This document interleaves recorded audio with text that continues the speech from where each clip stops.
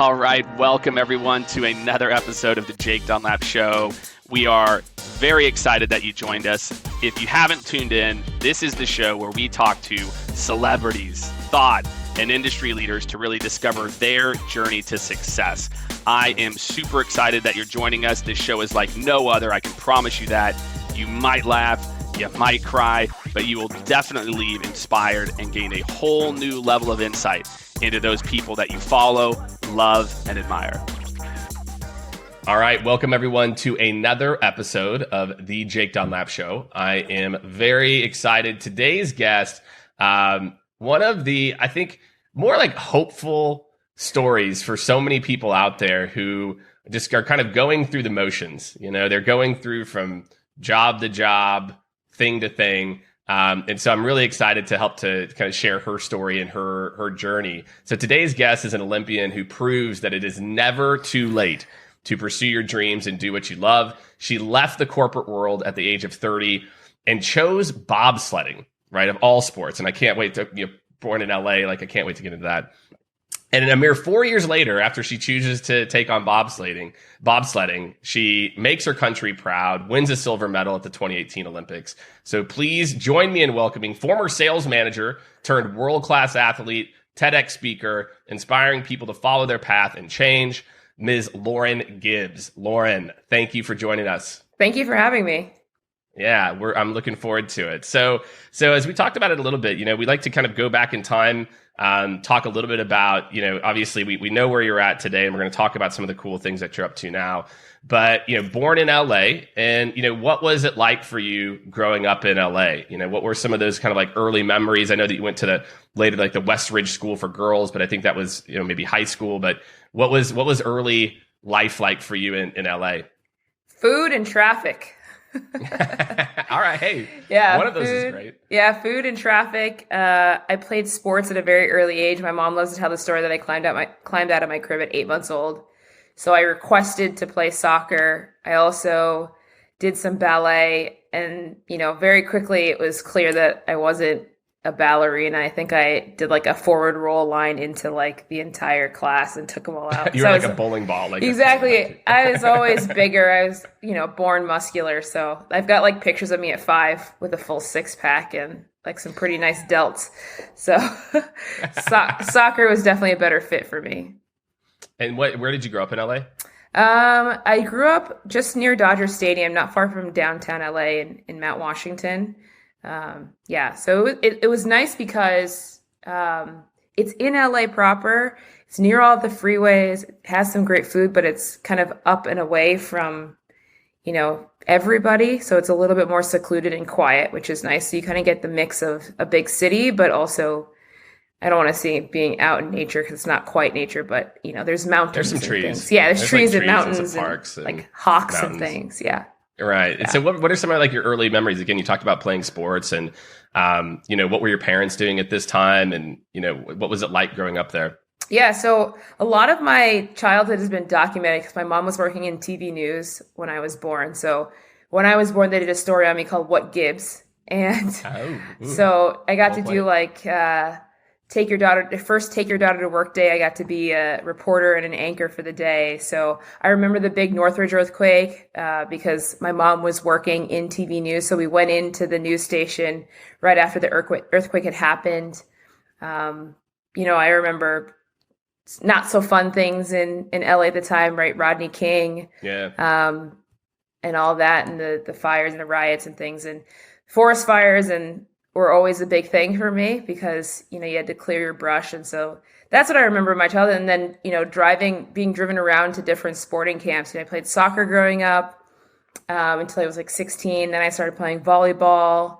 So I went to like soccer camps at LMU. And then I, did like volleyball camps at Stanford and driving to Long Beach in high school for volleyball. So you could imagine basically going from Pasadena to Long Beach at 3:30 in the afternoon was no easy feat. Oh, wow. So yeah, lots of traffic. Lots of shout out to your parents for making that happen. Right? That's that is a haul and a labor of love, which obviously has paid off. And and what were you like, from a student? So high school was Westridge, or high school was Westridge. Mm-hmm. Yeah. Yeah. So what were you like as a student? What were some of like the memories you have? Obviously, you're playing lots of sports at the time, and end up getting into Brown, which is no small feat. Yeah, I mean, I was an athlete all my life. I played a lot of sports. My mom says she picked me up because I started Westridge at 6th grade.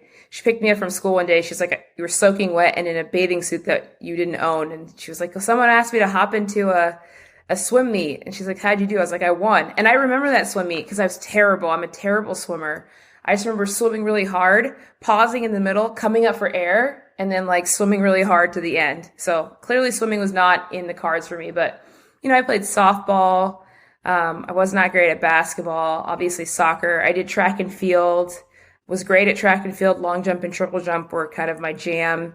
And then, I kind of found volleyball my sophomore year of high school because I realized I wasn't good enough at soccer to play sports in college. And so everything kind of centered around like getting into a great school because I was kind of ingrained into us millennials at a very early age. You have to go to a great school.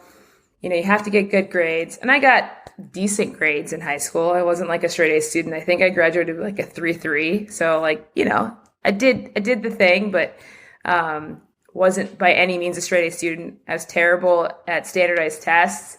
And I think I was actually a pretty lazy athlete. So where did all the love for sports come from? Like, where did that, I mean, obviously it's, it's what you enjoy or passionate about, but where do you feel like that drive to do so many different sports and try so many different things? When you're when you have a lot of energy. I was undiagnosed ADD. It wasn't diagnosed until I was 22. ADD can present itself differently in women and in girls. My brother was already diagnosed ADD at the time, so I just had a lot of energy, and I like the idea of being part of something. My dad tried to get me to play tennis. He bought me like a pink tennis racket and a ball. In hindsight, I probably should have played tennis. It would have been more profitable for sure.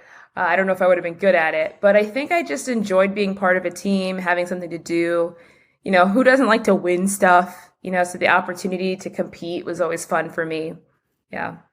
Yeah. And what was it? So obviously then you go to Brown, you're originally recruited to run track. But obviously volleyball is, kind of the passion, obviously, I mean, Brown's obviously it's a great school. Like, what was the selection process like for you? Like, how did you choose? Cause obviously, you grew up in LA whole life. Brown is other side of the world. So what was it? What was that selection process like? And then, how did you make the decision for yourself to focus on volleyball? Yeah. So the college process was so overwhelming. And I can't imagine what it's like now because it was overwhelming then. Like, you have to go to a good school. You have to go to a good school. And I think now we realize that, going to a great school is important, but there's other ways to get an education and get ahead in life. I don't think that college has to be the end all be all for everybody.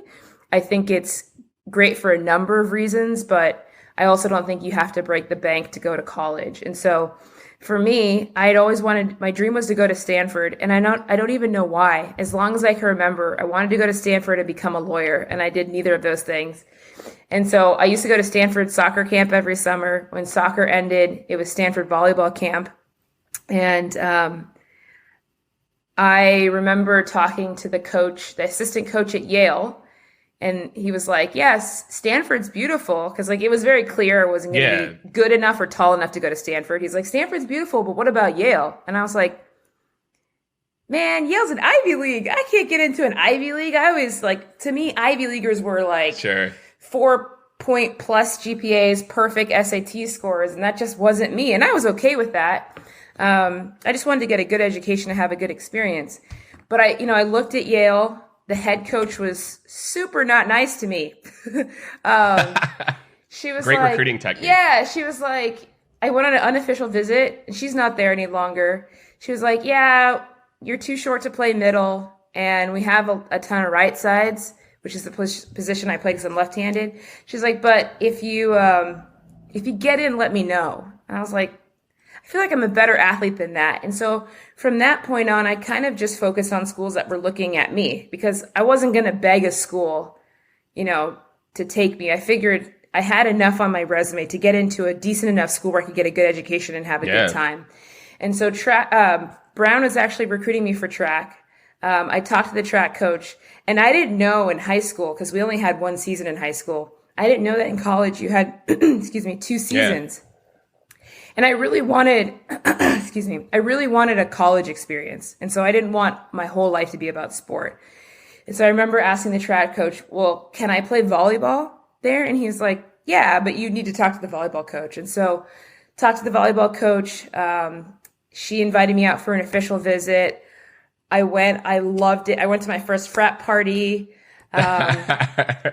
My host was amazing and just showed me everything that the campus had to offer. I went in February, which was smart because coming from LA, you got to know what it's going to be like. Or I don't know February, but it was cold. It was cold at that time because February would have been too late. But it was definitely getting cold, maybe October. And I just had a blast. And she was like, if you want to come to Brown, you can come to Brown. She's like, I just need to know because I don't want to commit to somebody who is still looking around. And I was like, nope, I'm in. I'm done. I'm sold. And so the Ivies are really fun. They don't give you an acceptance letter. They give you a likely letter. So it's like this. It comes in a small envelope, which, history tells you if you get a small envelope from a college, it's not a good sign. Right. Unless you're an athlete. So I got a likely letter and then was given admittance to Brown. That's awesome. So it sounds like Brown's a good time. And another thing I noticed about you that I don't know if this is different than a lot of your peers is you started working in college too. So that's like you started working and got into sales with Vector in college.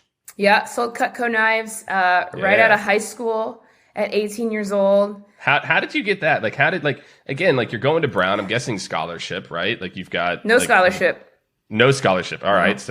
So what was the reason for getting, for having that drive? Because I'm guessing a lot of your classmates going to Brown were not selling Cutco knives. Yeah, I just like the idea of being financially stable and I just wanted to be able to take care of myself. I didn't want to have to rely on anybody. I wanted to work earlier, but I think there's some laws on, work permits and all that stuff. And I applied for one other job. I applied for a job at J. Crew. I said I wanted $20 an hour, which in 2002 was they're like, hell. I'm just laughing out loud immediately. Right. But I was like, if I'm going to spend time doing it, it's got to make it worth it. If you're going to take taxes out, I got to be able to pay. Right. I did the math. So obviously J. Crew didn't invite me back for another interview, which I guess was a blessing in disguise. And then I got a letter in the mail from Vector Marketing. It said, I think $16 an hour, guaranteed pay, plus commission or something like that, selling household items and things like that. And so I thought I was going to be working in a sporting goods store. I thought it was a staffing agency.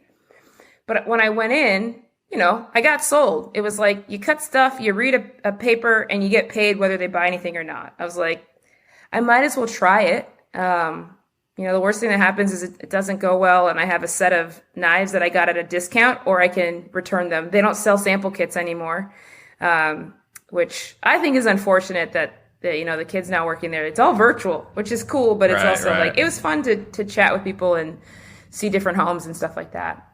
So yeah, that's how it started with Vector and Cutco. And I remember my dad saying that I couldn't do it. And I was like, well, I'm 18, so you can't stop me and I'm going to pay for it myself. Why did he not want you to do it? What was his concern? I mean, it sounds too good to be true. So you're going to pay me to do appointments at people's homes and sell knives. If you've never heard of it, you're like, that's not a thing. So yeah. Yeah. So you graduate from Brown, and success in athletics, and you continue on at Vector. So, was it just for you? It's hey, you had success because obviously you moved up, right? You went from, you're running a district and, by the time, you graduate and running a division office too at first. So what was that decision like? Obviously you graduate with a degree from Brown. Is it, obviously that you'd already put in so much work? Because you were working a lot of hours. You're playing sports full time and you're working, as well too. Yeah. So the cool thing is I didn't work in the fall during volleyball, and then I would work in the Rhode Island office in the spring. And so in the summer, I made $20,000 a summer. So if you make $20,000 a summer in 2002 as an 18 to 22-year-old, that's a lot of money. Yeah. So I thought, how much money could I make if I put my whole time and attention into it? And so that was really it for me. And I really enjoyed the company. I loved the people that I was working with. I really felt like it gave me a good opportunity to learn about business. I had to rent my own office. I had to get office furniture, negotiate my lease, sign up for all my utilities, hire a receptionist, do all the tax paperwork, like just stuff that you don't really learn in school. And so, Vector had a program to teach us all of that kind of stuff. And that's, I opened a savings account. By the time I left, I think I had $100K in a savings account. So it just taught me so many things. And I felt like there was still an opportunity to learn more and make money. So. That's wild. I mean, that's such a great story, I think, for people to hear too. It's just, finding what works for you, aligning to what was important to you, which is, again, being financially self-sufficient and, having the will to make it. Because Vector, I feel like, is particularly one of those places where, you've got to put in the work too. It's not just handed to you. And I've met a lot of really successful sellers and sales leaders. Eric, as you mentioned too, runs Hawk Media. Eric's a buddy. So a lot of success there. But then eventually you leave. So, you've been doing that for a while, and you get into, I guess it's Ingenium. So you go into sales there for a little bit and then leave to ADT. So what was the reason for kind of that first move to just try something different and, the later stages of your sales career? No, I think that first move was my office was in Camarillo, and it was great in the summer, right? In the summer, my office was full. I was doing a lot of work, and then the fall comes and all the college students go back to school and recruiting just becomes different. And I didn't enjoy some parts of the job, and I'm not saying you need to enjoy all of it, but Sure. Some of it just wasn't, I didn't enjoy like the on-campus recruiting side of it. I just felt like I was standing at a booth to be laughed at by college kids, which I'm like, I'm not that much older than you guys. And I think I'm just as cool. Right. So that wasn't a good fit. I think the location wasn't a good fit. I didn't have really any friends or anything to do. And so it was just my work, and I'd go home and I was just lonely. And so my friends at the time lived in San Diego. So I wanted to live in San Diego where it was better for a 22-year-old to, be able to make friends and hang out. And so, yeah. Yeah. So, all right. So you make the move to San Diego.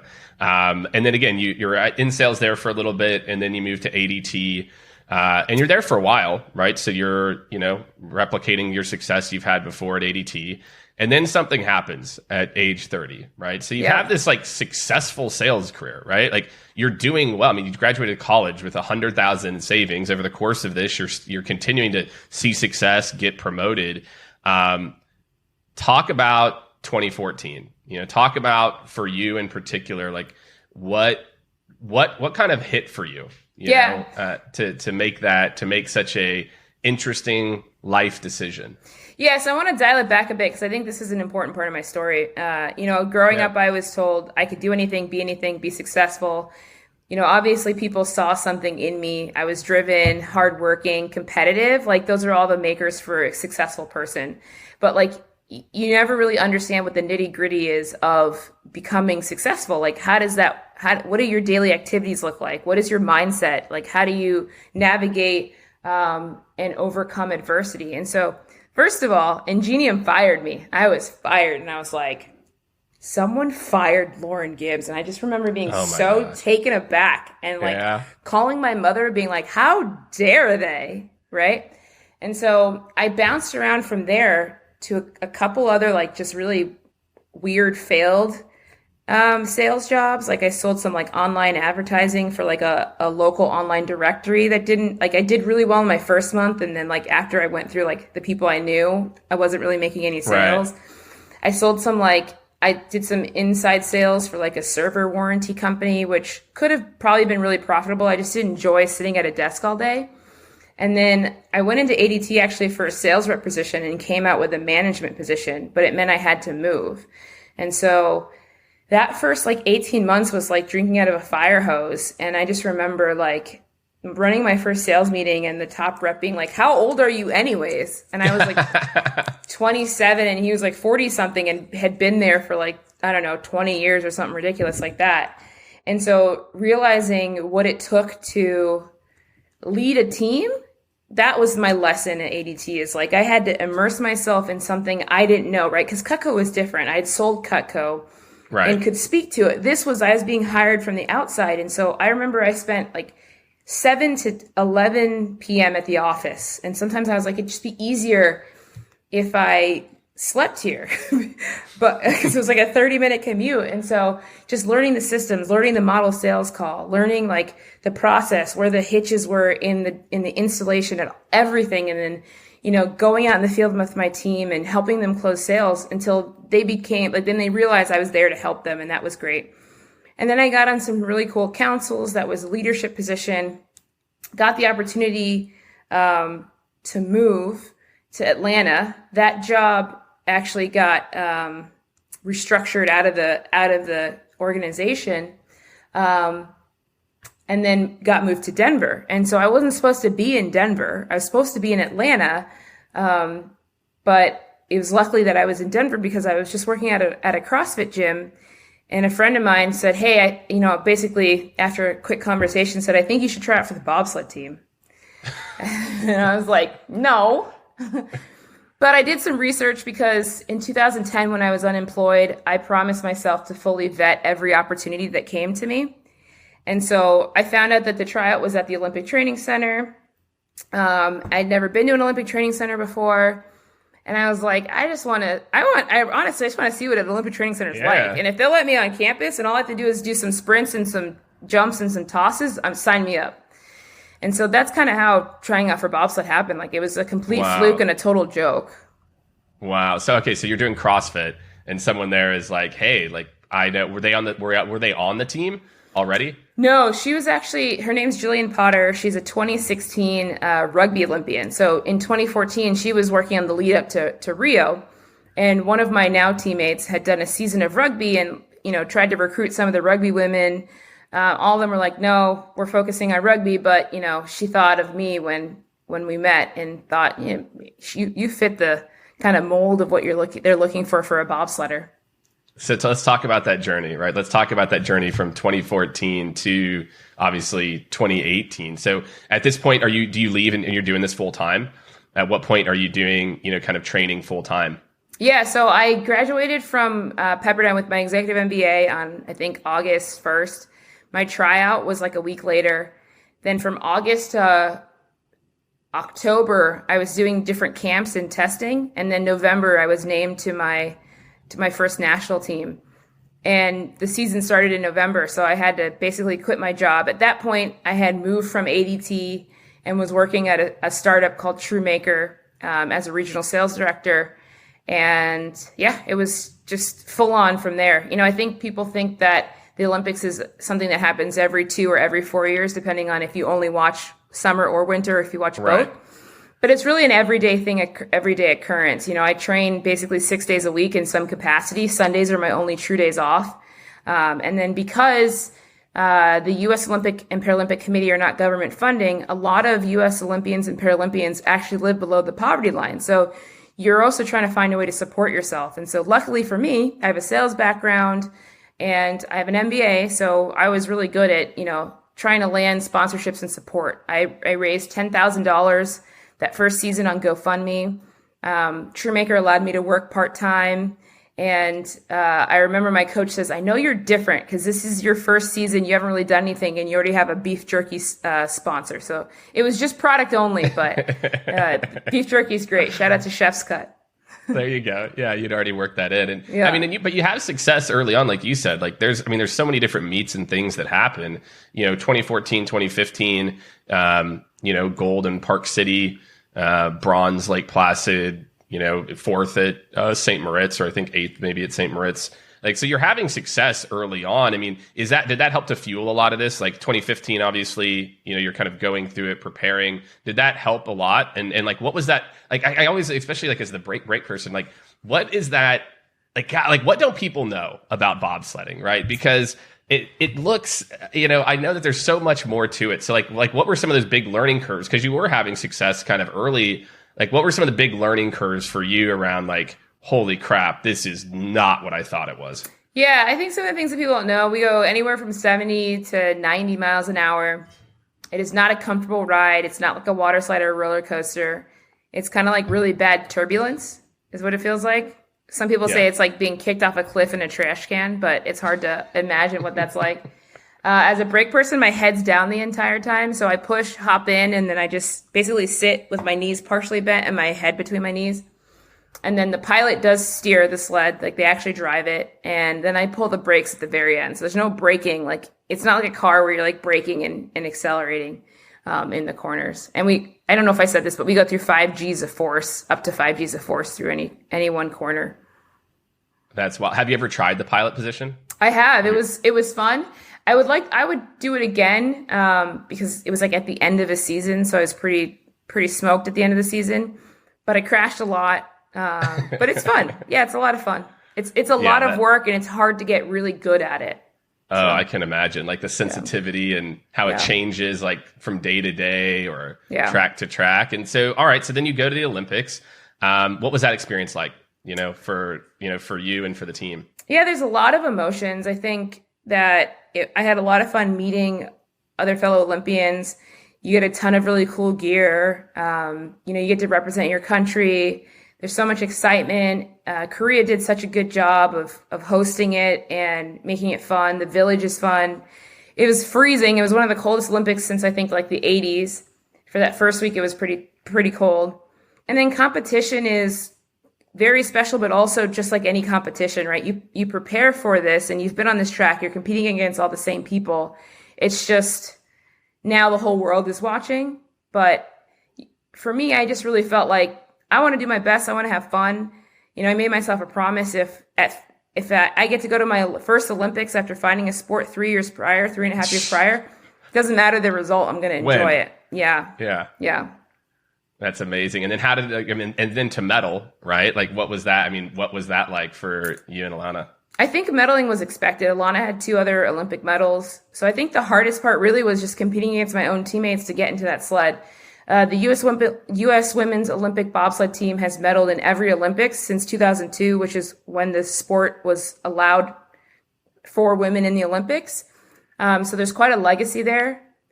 And so I think it wasn't like if I'll medal, the expectation was to medal. So, I was obviously excited, but there's just so many emotions because it goes from like work to all of a sudden it feels like it's over in a blink of an eye. And you're like, so what now? Like, it's just done. Like, it's start training again. Yeah. And even the concept of doing that is tough. I think a lot of Olympians and Paralympians go through something called the Olympic blues because your whole life is just focused on one singular moment. And so when that moment is done, there's a lot that goes through your head. Like, 4 years is a long time to dedicate yourself to something, to one thing. And the amount of work it takes to get into that shape, to know that you have to either try and hold that shape or like get back there in 4 years is a bit of a messes with your mind a little bit. I can imagine. Yeah. So. Yeah. And so are you excited for the next one? Are you? Yeah. It's a little bit different now. I'm 37. I have a torn hip labrum. So that's been tough to manage. I'm working full time. I just bought a house. And so I'm also just ready for that next phase of my life. If I get to go to a second Olympics, it'll be an honor. But if not, something I tried out as a joke ended with 2 World Championships medals, one of them being a gold. I think I have 14 World Cup medals, an Olympic silver medal. I've gotten to travel the world. I'm on the AAC, the athlete group for the team. And I've met some of the most incredible people. I met my best friend through this. She lives in Germany, so I get to see her when I go out there to compete. And I've been able to launch a speaking career.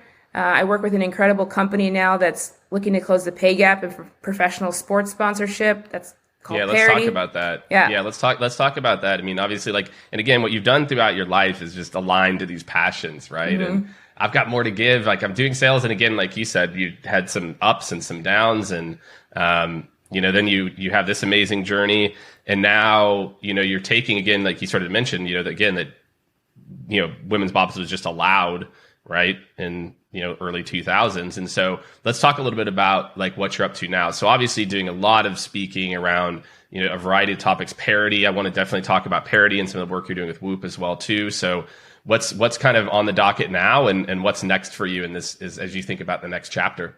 Yeah, so definitely doing some just different fun projects.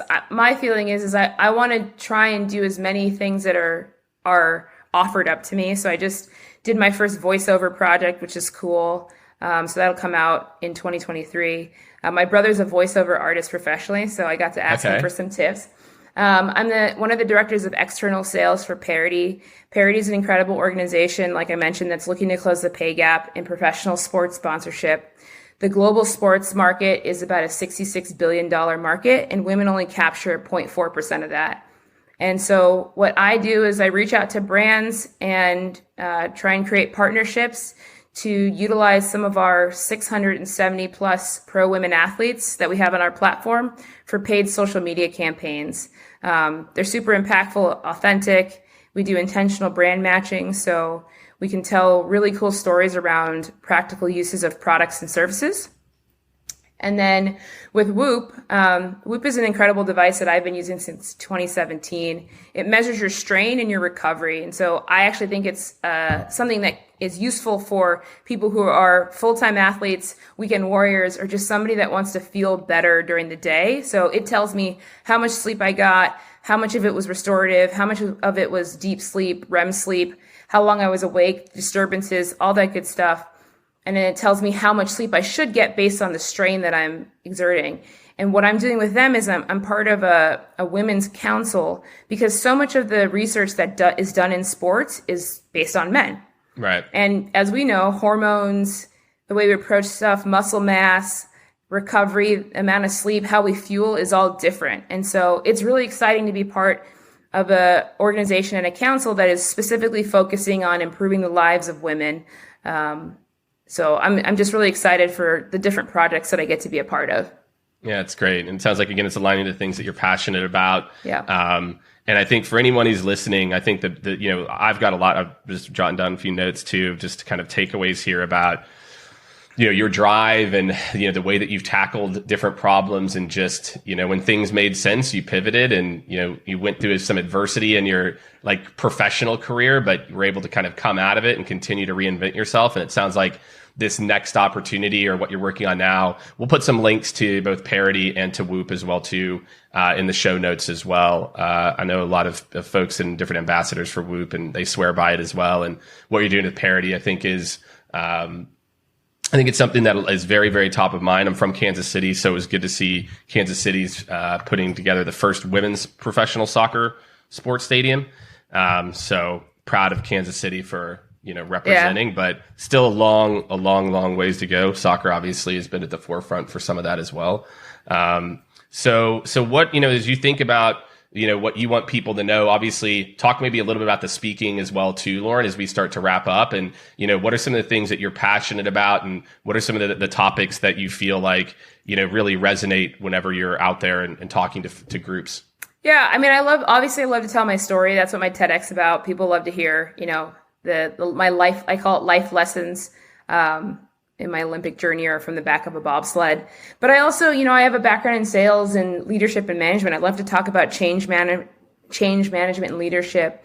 I love to talk about organizational culture and creating a good, culture and environment. I've done some team building activities with some really cool organizations, and just helping people communicate better. I feel like I'm lucky to have experience in so many different, industries and just teams and environments that I really like to pull from my own experiences and share it with others, in hopes that we can create a dialogue that is beneficial for whoever I'm speaking with. And so some of it's motivational, some of it's practical, all of it's a lot of fun, and definitely some laughing, some fun, interesting stories, and you're always going to get the truth and my real opinion in things. So I love it. And we'll link to where people can learn more about that as well too. Yeah. So Lauren, this is great. This is fun. Again, your story, I love it. I was curious. I hadn't heard the CrossFit part of it before. And so, I think it's just such a great lesson for everyone of, we have these plans, way things are supposed to go, but being open to where life takes us, and, being able to persevere and find new opportunities, I think is just such an amazing story. And what you're up to now is really, really amazing. So thank you so much, Lauren, for joining us on the show. And we will see everyone next week. All right. Thank you so much, everyone, for tuning in to another extremely fun and interesting episode. I thought it was fun and interesting, so I hope you did too, of the Jake Dunlap Show.